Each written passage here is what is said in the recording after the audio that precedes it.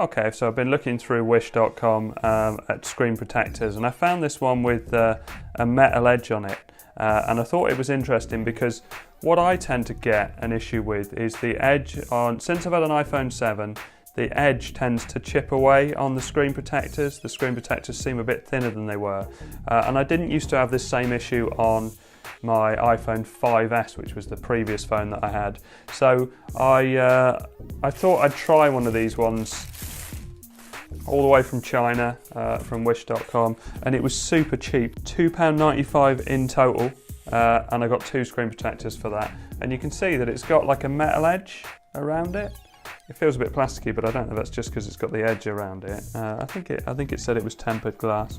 Right, so let's take the old one off, and I have a video on how to remove screen protectors. There's 2, so look for the more recent one because this is the favoured method, and it's basically razor blade.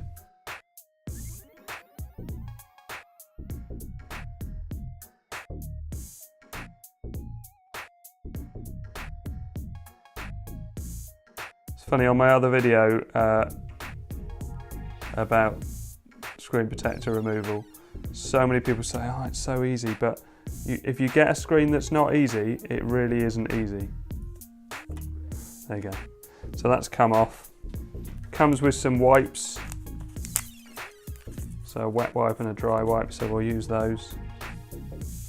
Number 2, the dry wipe. I'm a bit concerned that it might cover some of the screen, but we'll see. Right, I think that's about as good as I'm going to get it. There we go, there's the back plate coming off. Should be easier to line up because it's got the edge around it. There we go with that. Right, so it's probably lined up.